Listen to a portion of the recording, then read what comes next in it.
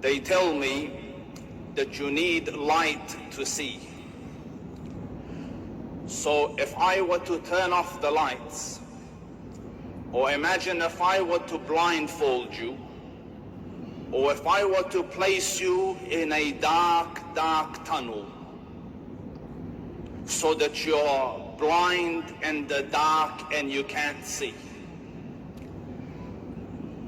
And then imagine I were to put some obstacles in your path.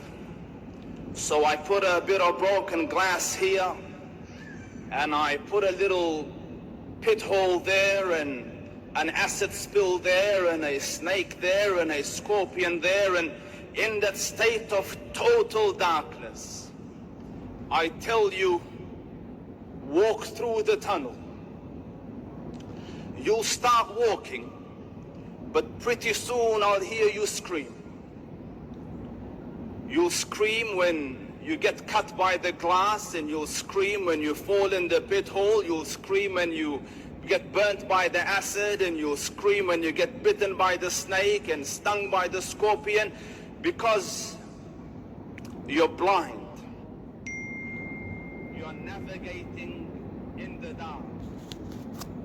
You're going through trial and error, trying to graduate from the school of hard knocks and not actually doing it. And your whole problem is there's no light to guide you. You aren't able to see. And in the same way, humankind arrive on this planet. The Quran says, لا تعلمون شيئا, not knowing anything, clean slate. And they navigate through life in the absence of divine guidance, blind. So they scream in this pain, and they are battered by the other and bruised in the other, and they go through life through trial and error. And there is a lot in life. There is a lot in life we need help with. If you look at the status of humankind currently, you can't deny that mankind needs help. We need help almost in every facet of life. We thought that we lacked wealth, and we're unhappy because of that. Wealth came, we're still unhappy. We thought that it is the weather, and if we could control that, we would be happy. Today you sit in an auditorium, with a click of a button, you're in the middle of summer, the breeze of winter comes, yet still man is unhappy. There is so much you need help with. What you need is light. So out of His infinite mercy, Allah Rabbul Izzah sent you light. قال تعالى قد جاءكم من الله نور. Verily there came to you from your Lord light. And light in this instance is in the person of the Prophet ﷺ, and the divine conduct and character of the Rasul. قد جاءكم من الله نور وكتاب مبين, in a book clear and vivid. So divine intervention came, guidance came, light came, but Allah Rabbul Izzah knew your psychology enough to know that just by giving you a book, it wouldn't mean much to you.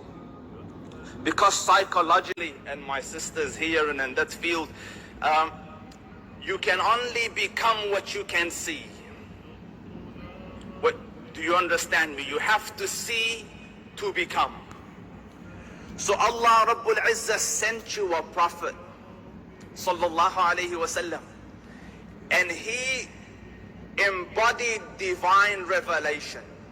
So listen to this. They asked his wife, Aisha radiyallahu tabaraka wa ta'ala anha, tell us about the character of the Rasul.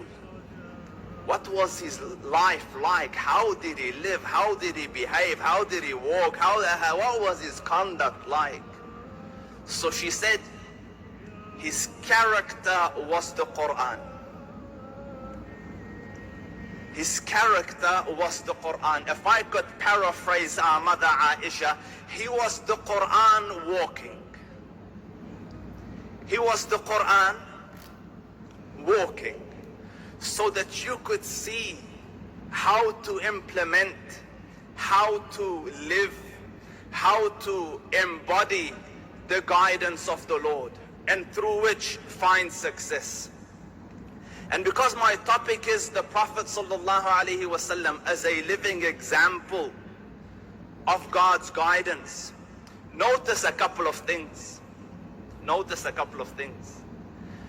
The one who tells us about his conduct in this instance is his wife Aisha. I think you can kind of see what I'm getting at here. Like if I were to put the sisters in a safe environment and then ask them about their husbands, you know, without the worry of ill repute or reputation or honor and all of that, they would have a whole heap of bad things to say about you. And the reason you're not laughing, because you know it's true. And the same way around, I mean, there are good things about them, but there's a whole heap of shortcomings. Yet, when the Prophet passed away, she was 18. She lived, you know, into her latter days and had a lot of time to think and reflect. Yet on all the reflection, the conclusion she comes to is that he was the Quran walking. And understand this. You see, I've come here on stage and others have come here on stage. And it is easy to stand here and impress. You see, I've got my nice scarf on and robes, and I stand here, and you know, this could be very far from my actual life. Do you understand? So judging me by the few moments here is an inaccurate judgment. If you've spent more time with me, you would find a lot more flaws in me. Say, listen, there are problems. But the wife is someone you can't hide anything from. بِدَلِيلْ هُنَّ لِبَاسٌ لَكُمْ وَأَنْتُمْ لِبَاسٌ لَهُنْ. They're your garments. Like that, you know, she sees you at night snoring. There's not much left. So that he knows your faults and flaws. Yet seeing all that, her conclusion is, he was the Quran walking. And that is the miracle of his character. And that is a true role model, that in your intimate, private, personal life, you're better than your public life. And this is not an isolated case about him, sallallahu alaihi wasallam. Before her, because she is relatively young, you know, you could argue, young love and inexperienced and this and that. Our mother Khadija radiyallahu anha was by consensus older than the Prophet sallallahu alaihi wasallam. And the Prophet sallallahu alaihi wasallam was entrusted with divine guidance. You know the story. He went to Ghar Hira, and there Jibreel came, and you know, Iqra. And the Rasul said, Ma ana biqari, and again, and he hugged him and squeezed him, and so he came perturbed and anxious and in cold sweat and shivering down the mountain into the house, and says, Zammiluni, zammiluni, dathiruni, dathiruni, cover me, cloak me, wrap me up. So the wife Khadija radiyallahu anha wraps him and cloaks him, and then when the emotion subsides, asks him what happened. So he says, I don't know, Ya Khadija, I think I am bewitched, something evil has befallen me. So what does she say? live the seerah, live the seerah. Imagine you come home in a state disturbed to your wife, and what will she say?